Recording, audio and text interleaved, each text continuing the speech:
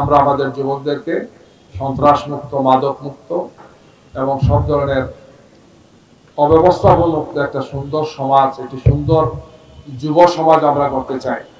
এই লক্ষ্যে আমাদের কাজ, এই লক্ষ্যে আমাদের চেষ্টা। আল্লাহ যদি এটাকে কবুল করেন। প্রিয় ভাই এবং বন্ধুগণ, এই শহর, এই অঞ্চলটা হচ্ছে এই উত্তরাঞ্চলের এক অর্থে একটা রাজধানী। এখানে যদি আপনারা ভালো কিছু করেন তাহলে এটার প্রভাব পুরো অঞ্চলে গিয়ে ছড়িয়ে পড়ে। এটা উদাহরণ হবে, একটা ইতিহাস তৈরি হবে ইনশাআল্লাহ।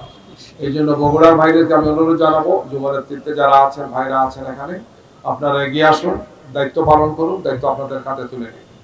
সবাইকে নিয়ে আমরা এগিয়ে যেতে চাই, দল মত ধর্ম বর্ণ নির্বিশেষে। পক্ষের বা বিপক্ষের আমরা দেখবো না। যে যুবকই আছে আমরা তাকে আমাদের বুকে আমরা জড়িয়ে ধরবো, আমাদের ভালোবাসার ফলগু ধারায় তার উৎসাহিত অনুপ্রাণিত হবে। আমাদের সমস্ত স্নেহ মমতা ভালোবাসার গুঞ্জরণে তারা ইনশাল্লাহ পুলকিত হবে এবং একটি সমৃদ্ধ বাংলাদেশ করার ক্ষেত্রে বগুড়া নেতৃত্ব দেবে ইনশাআল্লাহ।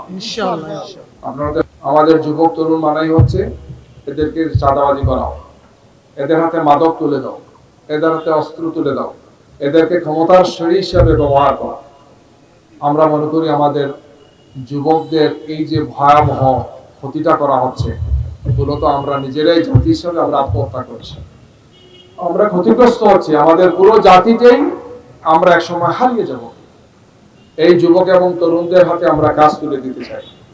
এই যুবক এবং তরুণদেরকে আমরা জাতীয় প্রয়োজনে, জাতি গড়ার, তার উন্নয়ন এবং সমৃদ্ধির সবচেয়ে গুরুত্বপূর্ণ অংশে আমরা পরিণত করতে চাই।